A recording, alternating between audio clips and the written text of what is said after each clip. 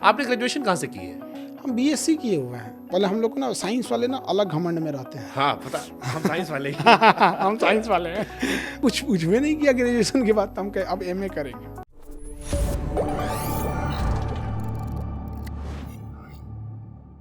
आपने जो अपना कोचिंग इंस्टीट्यूट स्टार्ट किया, इसके पीछे क्या सोच रहे हो कि आपके पढ़ाने का आपका मन नहीं था? आपने ग्रेजुएशन कहाँ से की है और क्या किया है?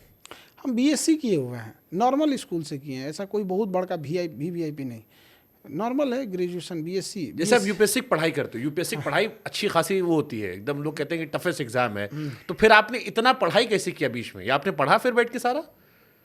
हाँ, पढ़ते इंटरेस्ट आते रहता है तो आदमी पढ़ते रहता क्योंकि आपको पढ़ाने का मन था नहीं। हाँ। बीएससी आपकी नॉर्मल ग्रेजुएशन की, हाँ, लेकिन normal आपका पढ़ा लड़का अब देश दुनिया में बड़ा बड़ा नौकरी कर रहा है। हाँ, ये तो तो ये हमको ये समझ नहीं आ रहा कि टीचर रणजी खेला, लड़का इंटरनेशनल खेल रहा है। तो शिक्षक और सड़क अपने जगह पे रहते हैं, दूसरे को मंजिल तक पहुंचाते हैं।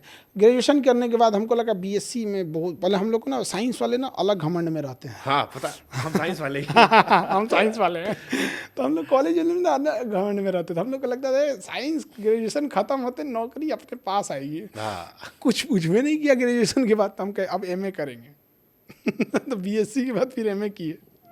बढ़िया। पहले लोग करते ही करते ही थे, बीएससी करे, एमएससी करे, एमए कर ले। हाँ, वही उसके बाद उसी में पठन चलते गया, इधर पढ़ाने लगे।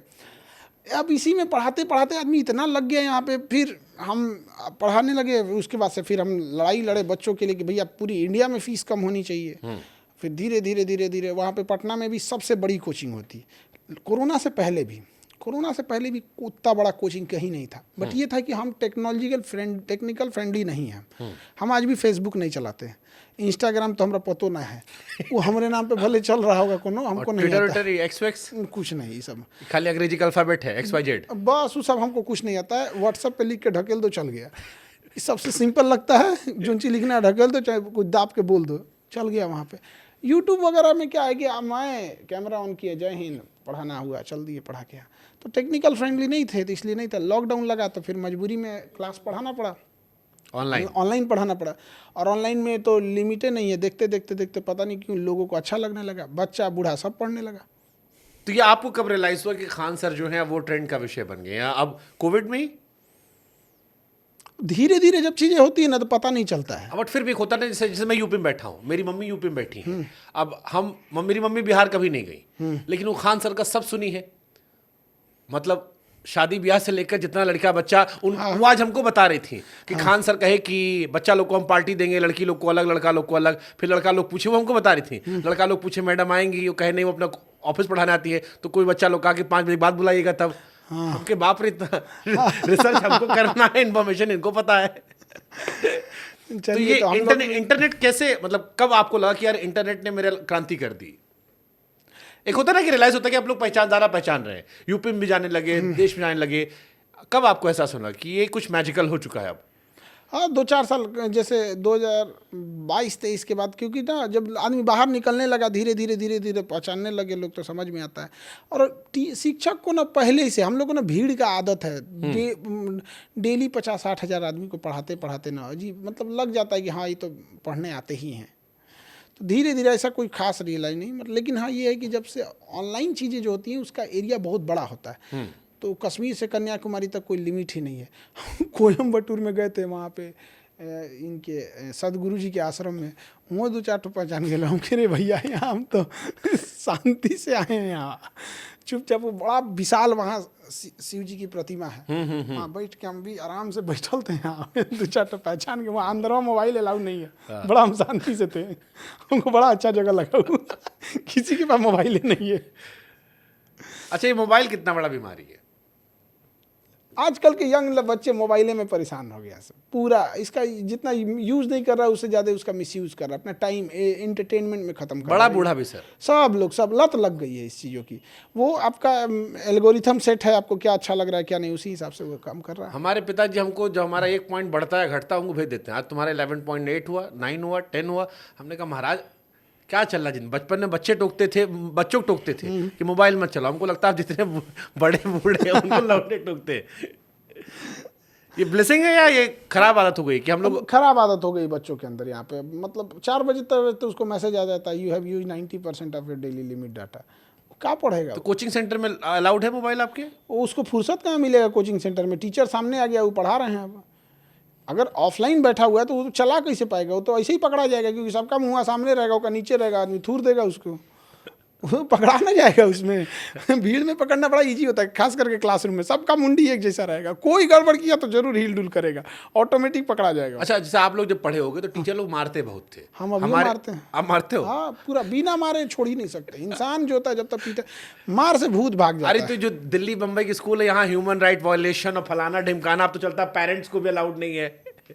आजकल तो बड़ा चलता है। हम लोग जब पढ़े हैं तो हम लोग कूटे गए हैं, कबो पीछे मारते थे, कबो पीठ पर सर झुका के धपा धप मारते थे, ये सब चलता था। अब नई पीढ़ी बड़ी सॉफ्ट हो। यहाँ सब पिटाई होता है, लड़का लड़की सब, कोई नहीं। जब पीटना चालू करते हैं निर्जीव समझ के पीटते हैं, कोई दिक्कत नहीं। एक आदमी मुकदमा लड़ लेगा आदमी, ठीक है वो, लेकिन बच्चों का भविष्य बनाने के लिए पीटना पड़ेगा तो पीटेंगे।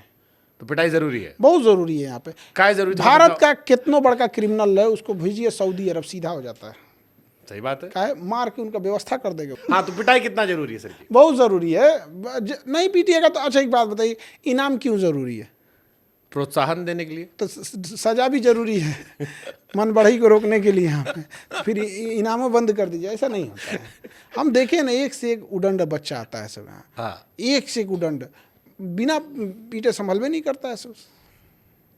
आखिरी बार कब कूटे थे और कैसे कूटे थे, वो थोड़ा बताओ ना। कौन कौन वाला मार मार? जैसे एक तो होता था हमारे टाइम में कि यहाँ पेंसिल रख के दबा देना, एक होता था मुंडी पकड़ के झुका के कूट देना, एक पीछे मारना ताकि लाल रहे, दिखाई ना पड़े। फ्राइडे के दिन पीटे थे। कैसे, कौन से वाला पिटाई?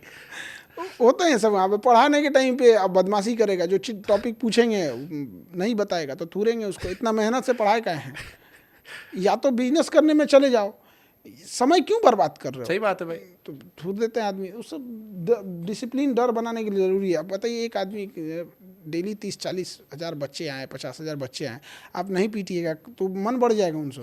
उनको पता होता है कि डिसिप्लिन में रहना बहुत ज़रूरी है। सही बात। अच्छा, आपकी कोचिंग को लेकर एक बड़ी चर्चा चलती है। जब मैं गया, क्योंकि मैं यहाँ पे कोचिंग सेंटर आया था और बड़े सारे बच्चे मिले, और आप भी कह रहे हैं गरीबों का पढ़ाते हैं। क्या रुपये लेते हो आप फीस पढ़ाने का? बहुत सस्ता होता है। वो हमारे यहाँ 1.5 साल पढ़ लेता है 6,000 में।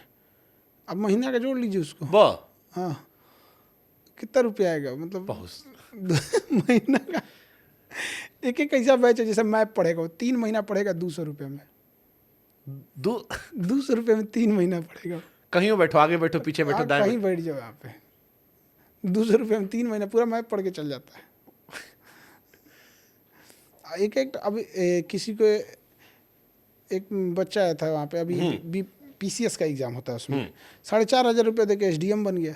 कह रहा है कि सर हम तो इतना सस्ता में हो गया, कोई बात नहीं। अभी एक बच्चे का रिजल्ट आया JEE में, अभी उसको IIT कॉलेज मिल गया, बड़ा खुश है।